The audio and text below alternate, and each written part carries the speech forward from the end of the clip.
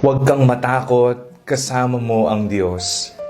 Ako po si Father Fiel Pareha at ito po ang ating segment, ang Daily Devotion, na kung saan tayo po ay magdarasal, magbabasa at magninilay kasama ng salita ng Diyos sa buong taon.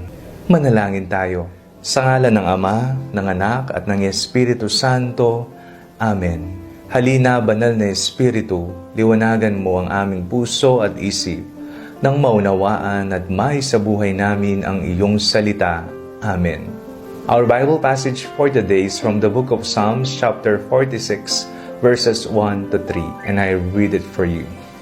God is our refuge and strength, a very present help in trouble. Therefore, we will not fear, though the earth should change, though the mountains shake in the heart of the sea, though its waters roar and foam, though the mountains tremble with its tumult. Ano ang mga bagay na kinatatakutan mo sa buhay? Sa kasalukuyan po ba, ano po ang nagbibigay balisa sa iyong puso at kaisipan? Mga problema sa buhay, mga alalahanin na tila ba wala ng solusyon, mga suliranin ba na sa araw-araw iyong sinasagupa? Ang salmista ay nagsalita, "Ang Panginoon ang aking muog, ang aking lakas, hindi ako matatakot.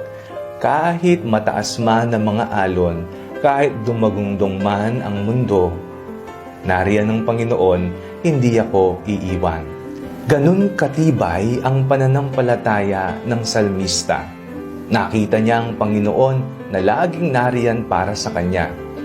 Ikaw, nakikita mo ba ang Panginoon bilang iyong muog, sandigan at lakas? Sa mga panahon na ikaw ay nalulungkot, sa mga panahon na ikaw ay natatakot, lagi mong tatandaan, nariyan ang Panginoon, sasamahan ka niya, ipagtatanggol ka niya, at bibigyan ka niya ng kapayapaan sa iyong puso at kaisipan. Manalangin tayo.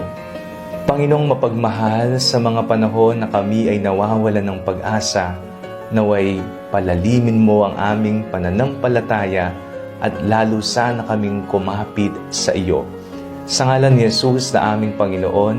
Amen. Sa ngalan ng Ama, ng Anak, at ng Espiritu Santo. Amen. Huwag po ninyong kalimutang i-like ang video ito. Mag-comment po kayo and share it with your family and friends. Ang